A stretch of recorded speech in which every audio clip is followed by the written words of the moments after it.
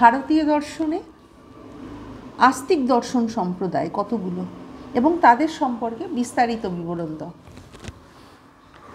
ভারতীয় দর্শনে দেখা যায় যে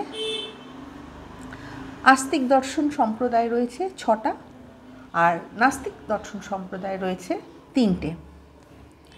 তা আজকের আমি প্রথমে আস্তিকগুলো বলবো।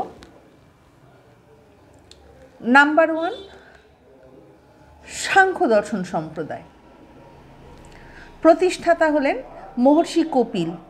এর মূল প্রতিপাদ্য বিষয় হলো পুরুষ, যেটাকে বলা হচ্ছে চেতনা বা আত্মা, আর আরেকটা হলো প্রকৃতি, যেটাকে বলা হচ্ছে জড়জগৎ।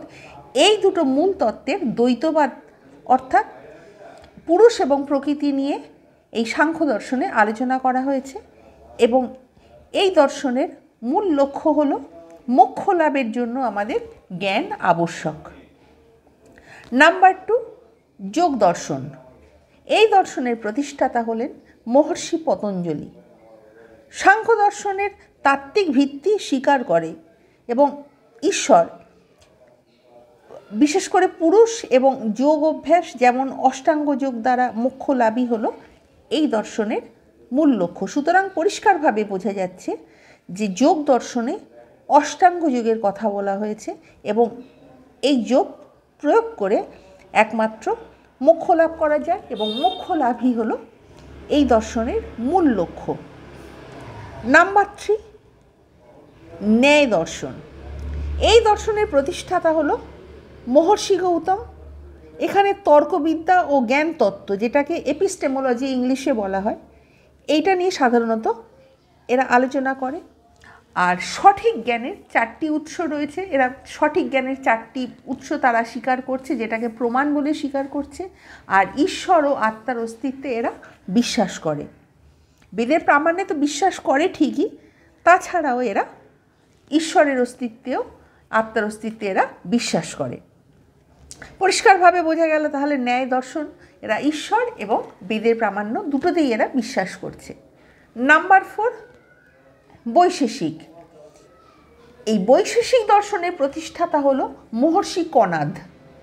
পদার্থবিদ্যা ও সৃষ্টিক্রম নিয়ে প্রধানত এই দর্শনটা আলোচনা করে। জগৎকে পরমাণু দ্বারা গঠিত বলে মনে করে এই দর্শন। ন্যায় দর্শনের সাথে যুক্ত হয়ে এরা ন্যায় বৈশেষিক নামে পরিচিত হয়েছে। সুতরাং পরিষ্কারভাবে বোঝা যাচ্ছে যে এরাও বেদের প্রামাণ্যে স্বীকার করছে। নাম্বার 5, পূর্বমীমাংসা। এই দর্শনের প্রতিষ্ঠাতা হলো মহর্ষি জৈমিনী। এখানে বেদের কর্মকাণ্ড অর্থাৎ এখানে বেদের যে বিভিন্ন রকম আচার অনুষ্ঠান, ক্রিয়াকলাপ, কর্তব্য, এইগুলো নিয়ে এখানে আলোচনা করা হয়েছে এবং তার ব্যাখ্যা নিয়ে আলোচনা করা হয়েছে। বেদের প্রামাণ্যকে রক্ষা করাই হলো এর মূল উদ্দেশ্য। সুতরাং বোঝা যাচ্ছে যে পূর্বমীমাংসা এরা কিন্তু বেদের প্রামাণ্যকে রক্ষা করছে এবং বেদের অস্তিত্বে বিশ্বাস করছে, তাই এরা আস্তিক দর্শন। নাম্বার 6, উত্তর মীমাংসা বা বেদান্ত। বেদের শেষ অংশ উত্তর মীমাংসা যেটাকে বলা হচ্ছে, এই দর্শনের প্রতিষ্ঠাতা হলো মহর্ষি স্বয়ং বেদব্যাস। বেদের জ্ঞানকাণ্ড অর্থাৎ যেটাকে আমরা উপনিষদ বলে জানি, এইটা নিয়ে এরা আলোচনা করে। সুতরাং এরা জ্ঞানকাণ্ড বা উপনিষদ নিয়ে আলোচনা করে।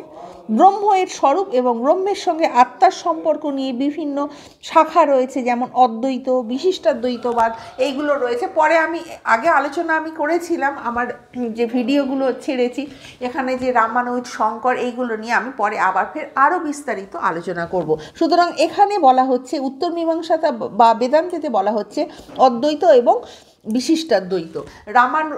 শঙ্করের অদ্বৈতবাদ আর রামানুজের বিশিষ্টাদ্বৈতবাদ, এগুলো কিন্তু আমি পরে আলোচনা করব। এই দর্শনগুলোকে কেন আস্তিক দর্শন সম্প্রদায় বলা হয় সেটা তো প্রত্যেকের মনে একটা প্রশ্ন। সাধারণ অর্থে আস্তিক বলতে আমরা বুঝি ঈশ্বরে যারা বিশ্বাস করে, অর্থাৎ ঈশ্বরের অস্তিত্বে যারা বিশ্বাস করে তারাই হলো আস্তিক। তবে ভারতীয় দর্শনের প্রেক্ষাপটে আস্তিক ও নাস্তিক এই দুটোর কিন্তু অর্থ সম্পূর্ণভাবে ভিন্ন বলা হচ্ছে। মূল ব্যাখ্যা হলো, ভারতীয় দর্শনে আস্তিক বলতে সেই সব সম্প্রদায়কে বোঝানো হয় যারা বেদকে অভ্রান্ত ও চরম প্রামাণ্য গ্রন্থ হিসাবে স্বীকার করে থাকে। সুতরাং বোঝা যাচ্ছে যারা আস্তিক দর্শন হলো তারাই যারা বেদকে অভ্রান্ত এবং বেদের প্রমাণকে তারা অভ্রান্ত বলে স্বীকার করছে। আর অন্যদিকে রয়েছে নাস্তিক সম্প্রদায় রয়েছে, যেগুলো চারবাক, বৌদ্ধ, জৈন, যারা বেদকে প্রামাণ্য বলে স্বীকার করে না বা বেদের কর্তৃত্বকে এরা প্রত্যাখ্যান করছে। তাহলে গুরুত্বপূর্ণ বিষয় হলো এই 6টি আস্তিক দর্শনের মধ্যে সাংখ্য এবং মীমাংসা, যেটা হচ্ছে এদের মধ্যে যে প্রথম ভাগটা রয়েছে, তার সৃষ্টিকর্তা হিসাবে ঈশ্বরের অস্তিত্বে সরাসরি বিশ্বাস করে না বা ঈশ্বরের ভূমিকা স্বীকার করে না, তবুও তারা আস্তিক, কারণ তারা সবাই বেদকে জ্ঞানের চূড়ান্ত উৎস এবং প্রামাণ্য হিসাবে মেনে নিয়েছে। এটি ভারতীয় দর্শনের আস্তিকতার মূল মাপকাঠি। সুতরাং পরিষ্কারভাবে বোঝা যাচ্ছে যে আস্তিক দর্শনের মধ্যে সাংখ্য এবং মীমাংসা, এই যে এদের যে প্রথম ভাগটা রয়েছে সৃষ্টিকর্তা হিসাবে, এরা কিন্তু ঈশ্বরের অস্তিত্বে সরাসরি বিশ্বাস করছে না বা ঈশ্বরের ভূমিকা এরা স্বীকার করছে না, তবুও তারা আস্তিক। কেন না, যেহেতু তারা বেদের প্রামাণ্যকে এরা স্বীকার করছে, তাই এরা হচ্ছে আস্তিক। এছাড়াও ভারতীয় দর্শনে 3টে নাস্তিক দর্শন সম্প্রদায় রয়েছে, যারা হলো, প্রথম আমি বলেছি যে চারবাক, বৌদ্ধ এবং জৈন। যেহেতু এরা বেদের প্রামাণ্যকে এরা স্বীকার করে না, তাই এদের হচ্ছে সেই হিসাবে এদের নাস্তিক বলা হচ্ছে। তা আমি একটু এই বিষয়গুলো নিয়েও আলোচনা করব, যেহেতু আমি প্রথমেই বলে দিয়েছি যে আস্তিক দর্শন সম্প্রদায় নিয়ে বলবো, কিন্তু এদেরও আলোচনা না করলে বিষয়টা একদম পুরো ক্লিয়ার হবে না। কেননা চারবাক দর্শন হচ্ছে একটা জড়বাদী দর্শন, যেটাকে হচ্ছে মেটেরিয়ালিস্টিক এবং সন্দেহবাদী স্কেপটিক্যাল দর্শন বলা হয়। তারা এই কারণে নাস্তিক, এরা যেহেতু বেদের প্রামাণ্যকে সরাসরি অস্বীকার করে।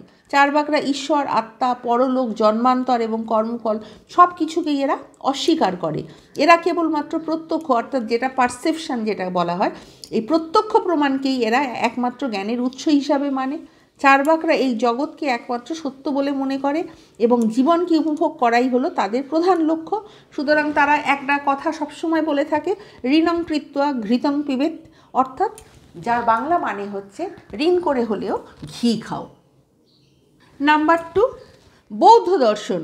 মূল কথা হলো গৌতম বুদ্ধ এই দর্শনের প্রতিষ্ঠাতা এবং গৌতম প্রবর্তিত এই দর্শন দুঃখ থেকে মুক্তি, অর্থাৎ নির্বাণ, দুঃখ থেকে যে নির্বাণ লাভের পথে দেখায় এই দর্শন, নির্বাণ লাভের পথটাই হলো এই দর্শনের মূল লক্ষ্য।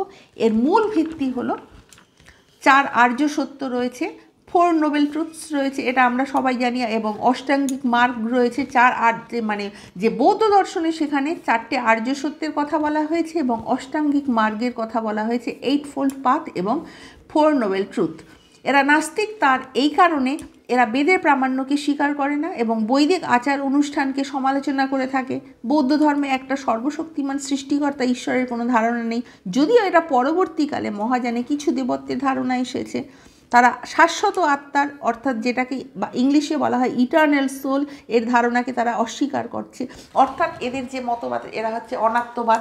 কিন্তু পরবর্তীকালে যেটা যদিও এসেছে, কিন্তু এরা সম্পূর্ণভাবে প্রথম থেকে এরা কিন্তু নাস্তিক দর্শন। আর আরেকটা দর্শন হলো নাস্তিক দর্শন, সেটা হচ্ছে জৈন দর্শন, যেটাকে বলা হচ্ছে তীর্থঙ্কর মহাবীর দ্বারা প্রচারিত, যে মানে মহাবীর তীর্থঙ্কর তিনি প্রচারিত করেছিলেন এই দর্শন, এবং অহিংসা এবং অপরিগ্রহ, আচ্ছা নন পজিটিভনেস, অহিংসা এবং নন পজিটিভনেস এবং Anekantavada, pluralism of reality, Anekantavada এখানে জৈন দর্শনে এখানে বলা হচ্ছে, অর্থাৎ প্লুরালিজম অফ রিয়ালিটি, এর উপরে এরা জোর দিচ্ছে। এরা কেন নাস্তিক, তার একটাই কারণ হলো এরা বেদের প্রামাণ্যকে অস্বীকার করে। জৈনরা জগৎ সৃষ্টির জন্য কোনো সৃষ্টিকর্তা ঈশ্বরের অস্তিত্বে বিশ্বাসী নয়, অর্থাৎ ক্রিয়েটর অফ গড এরা কখনোই মানে না। তাদের মতে জগৎ চিরন্তন এবং স্বয়ংসম্পূর্ণ, এরা জগৎটাকে স্বীকার করছে। তারা কর্মের বন্ধন থেকে আত্মার মুক্তি মানে তারা কর্মের বন্ধন থেকে আত্মার মুক্তি অর্থাৎ মোক্ষ অর্জনকেই জীবনের হচ্ছে পরম লক্ষ্য বলে মনে করছে। সুতরাং যে আত্মার যে মুক্তি অর্থাৎ মোক্ষকেই হলো এরা জীবনের পরম লক্ষ্য বলে মনে করে। পরিষ্কারভাবে বোঝা গেল। আমার ভিডিও তোমাদের ভালো লাগলে লাইক, কমেন্ট, শেয়ার এবং সাবস্ক্রাইব করতে ভুলো না। নেক্সট টাইম আমি আরও একটা নতুন ভিডিও নিয়ে তোমাদের সামনে উপস্থিত হব।